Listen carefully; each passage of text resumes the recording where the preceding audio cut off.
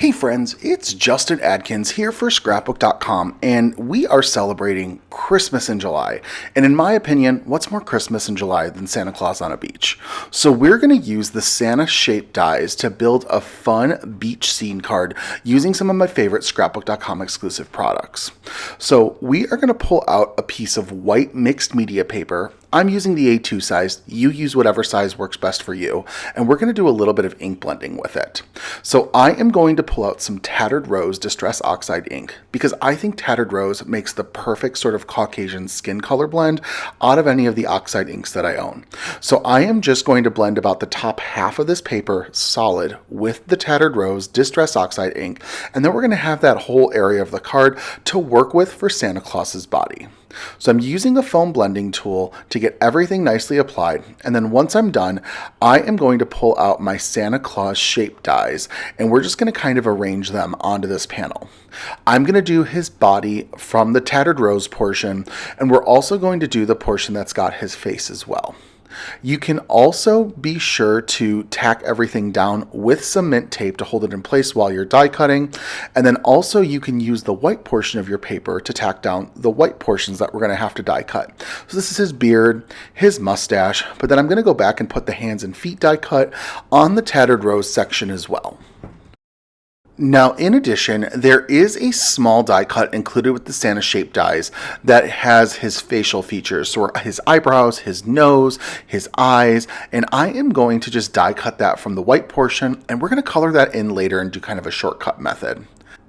Now, using my Spellbinders Platinum 6 die cutting machine, of course, in the Scrapbook.com exclusive black color, I am going to process my dies through my machine so they're ready for some card building. Now, to make Santa's bathing suit and his cap, I am going to use the ombre pattern paper pad, and we're going to select this sort of pink to salmon red ombre pattern, and we are going to just do two die cuts. We are going to do his body, and we're going to die cut it from the paper and just kind of figure out which way it's going to work best for his swim trunks. And so I've determined kind of center-ish of the page, and then I am also going to be tacking this down with some mint tape just so that it's nicely put into place. I want his cap to match, so we are going to place the cap about the same place at the center of his body as well. Once I have the body and the hat piece tacked down with some mint tape, I didn't want to forget the die cut that allows me to die cut out the white fur trim from Santa's hat along with the little bob that goes at the end of his tail. Bob is not an official term, it's just what I'm calling it for this matter, but we're of course going to tack this down with some mint tape and get this ready for some die cutting. Now, true story, I don't really trust myself to cut a straight line very well, so I am going to use the Gina K Designs paper trimmer to go ahead and cut a straight line across the red swimsuit for Santa. And I'm just going to kind of cut it so it's kind of like swimsuit length, so it's going to hit his waist nicely. And then I am just going to very carefully trim off the little legs. This way it's going to give Santa Claus sort of the impression that he's wearing these nice red swim trunks, just perfect for a tropical vacation that you know he's in deserve of. Now, the next chunk of this video is going to focus on putting Santa Claus nice and together, so you're going to be seeing me use my Misty Precision Glue Press a lot to help with this. I am first going to adhere Santa Claus's bathing suit onto his Tattered Rose body die cut, and then I'm also going to do little dots of glue on both of his end of his legs and the end of his arms so that I can use them to adhere the little die cuts for his hands and his feet. These are some pretty small dies, so just do your best to try and keep a hold of them or keep track of them so you don't lose them. And then I recommend when you're putting those little die cuts into place, hold some pressure for a couple seconds just to make sure that they're adhering nicely and you're not accidentally going to like flick off Santa's hand or something and it's going to end up missing and you're going to have to go back to it later. Now, remember I said that for his facial features, I'm going to die cut them from some white paper and color them in? I have grabbed some worn ink and black soot distress ink, along with some detail blending brushes from Waffle to help color these in. I really like how small these blending brushes are, so we're going to use the worn lipstick to color in both of his rosy cheek die cuts, along with his little nose, And then after I'm happy with the application of the worn lipstick, I'm just trying to make sure that everything gets really nice coverage.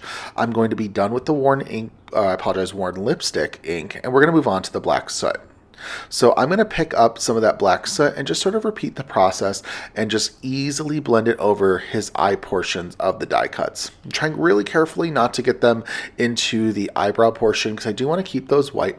And then I wanted to work on ink blending a little bit with his beard as well.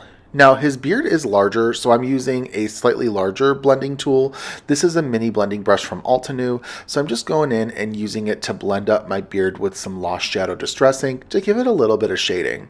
I find that adding shading to your die cuts really helps give them a nice little bit of dimension and gives your characters that you're piecing together, or maybe not even a character, maybe a flower or another element, just a really nice sort of finished edge with an extra sort of thought that goes into the construction of it.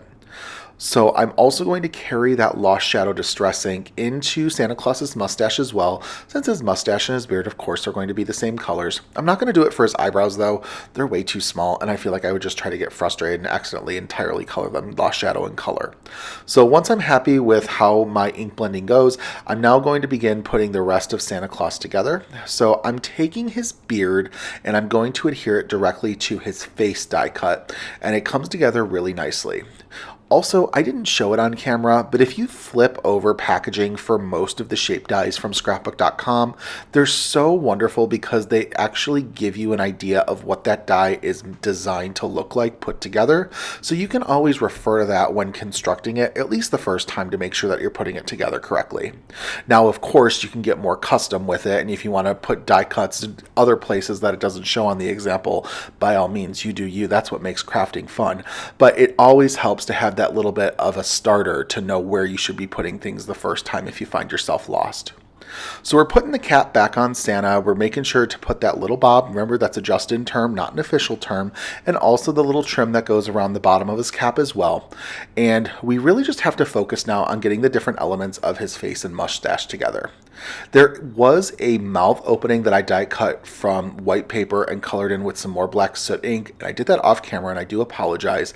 But I adhered that mouth opening underneath the mustache and adhered it. And then where both of the ends of the mustache meet in the center on the top portion is where you're going to put the little nose die cut, which is pretty obvious because of course your mustache goes underneath your nose anyway. So we're just kind of putting things together as we know they're going to happen. Now I am putting down little dots of glue with my Misty Precision Glue Press for all of the different facial features, and then I'm adhering the different die cuts on top of them and using my pick tool just to nicely get those little shapes and pieces into place. So I find that this is a good method for me. You're gonna definitely want to make sure to not use a lot of adhesive because that's how you get the outside of your die cut blobs of adhesive because you use too much. So a very light amount will do the trick. You could also die cut your paper on top of a double-sided adhesive and turn these little die cuts almost into like stickers, and that would really help minimize any sort of unnecessary liquid adhesive use. Now with both of his eyebrows into place, Santa is ready, and we just got to make the beach that he's going to go vacation on. I think he's super cute, and I think he's going to be the perfect star for this card. Now I'm pulling out the ombre pattern paper once again, and I'm going to pull a couple different patterns. We're going to start by pulling out this sort of, I'm going to call it like a pink and lemonade ombre color. And I'm going to pull in the stitched nested flat ovals for us to use for our card. So I'm going to use the second largest of the dies included with this die set, die cut this pink and lemonade ombre color, and get this really nice die cut for our card. I'm also going to pull in the Spice Smooth cardstock. This is also an A2 size pad, and I'm going to pull in the light tan color, and we are going to use that same nested oval die to die cut from. And in addition, once that die cutting is done from that sandy colored pattern, we are going to pull out another shape die set. This is the Beach Vacation shape dies, and it's got this sort of dune line border die that we're able to use to create a scene. So using this dune border die, I'm going to tack it down to our tan oval that we had die cut, and I'm also going to pull in some of this just more of a standard brown color from the Spice Smooth cardstock as well.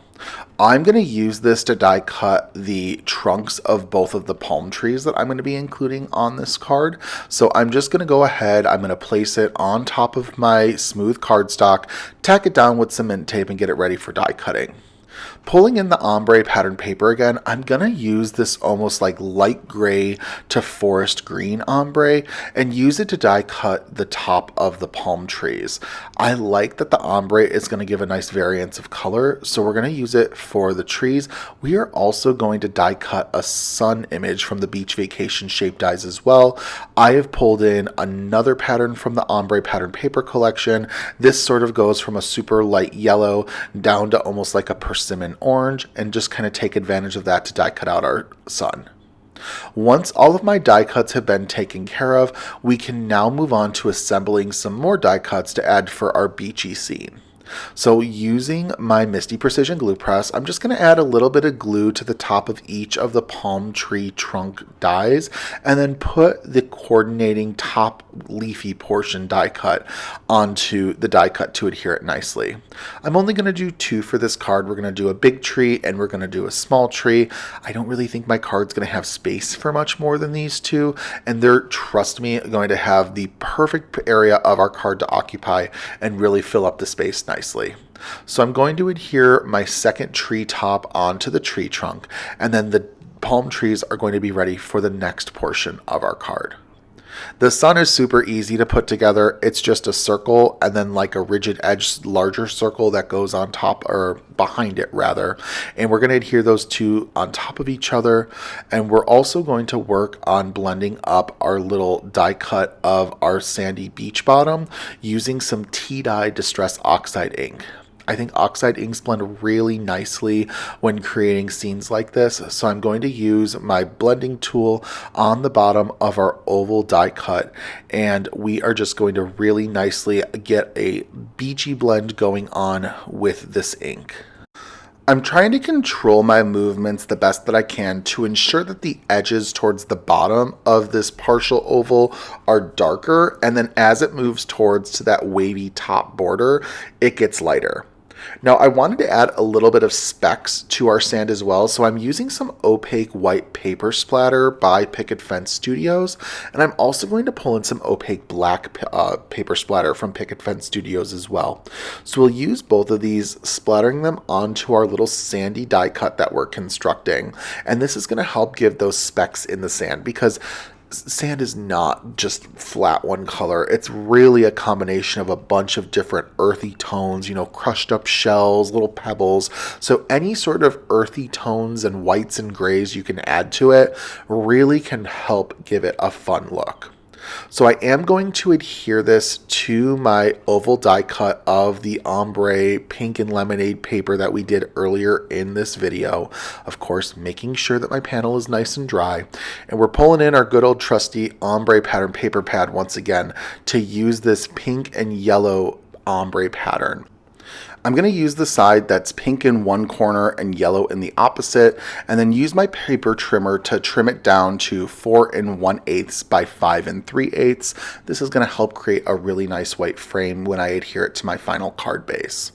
So with that into place, I want to do a little bit more paper splattering. So I'm pulling in that opaque white paper splatter once again, and with a clean brush, I'm going to splatter it onto my panel. Now, I do want to get some good coverage from this opaque white paper splatter. This is also going to tie in with the paper splattering that we did on our sandy die cut as well. Now, I do want to make this a little different, so I'm going to pull in some liquid snowflake white paper splatter watercolor and put this onto an acrylic block. Water it down just a tad so that it's easier to spread while I'm splattering, and then apply this to our panel in addition to the opaque white. This is going to dry pretty clear, but it's going to give this portion of the card a really nice sparkle look to it, and who doesn't like a little shimmer and shine when it comes to their card? So once I'm happy with how the splattering of our background panel goes, I'm now going to stamp out a sentiment.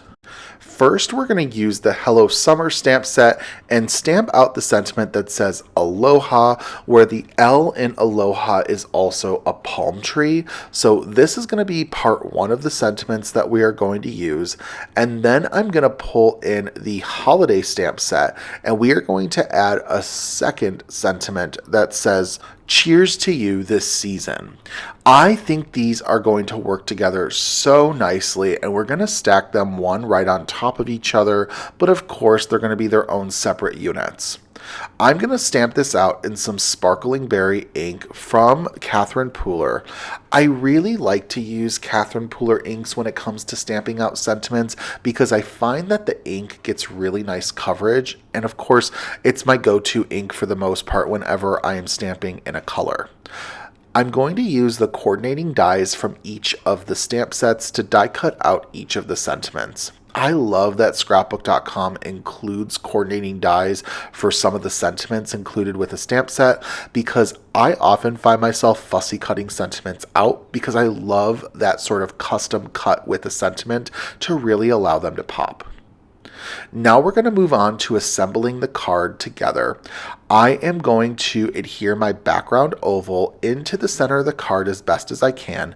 Now what I do love about working with liquid adhesive is that the moment that two images touch each other, they're not permanently adhered. You get a couple seconds to kind of wiggle them around into place so you don't have to worry about that first touch being 100% accurate. Using more liquid adhesive, I am also going to adhere both of my palm trees. I am using the small palm tree first and then putting the larger palm tree on second, and I'm also shifting it down just a little bit. The reason for this is I'm trying to create the illusion that the smaller palm tree is a little further back, so that's why it looks smaller, not that it's just like, oh, they're right next to each other and one's much bigger than the other one. So I try to keep that in mind as I build a scene.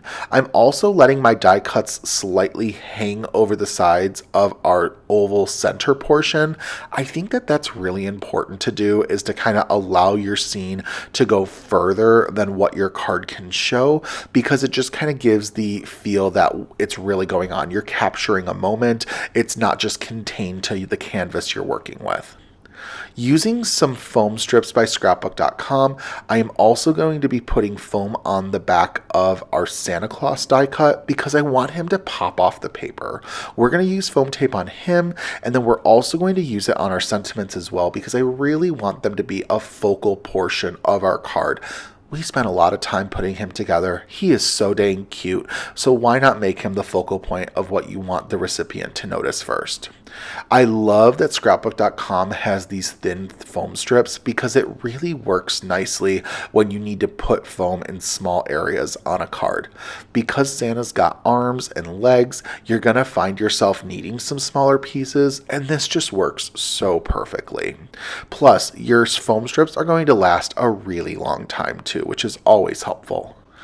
I'm going to pop Santa onto this little beachy scene, and he's going to be in sort of the off-center to the right portion. I'm also going to use those foam strips, like I had said, on the back of both of our sentiment die cuts, just to give a little bit of focus to them as well.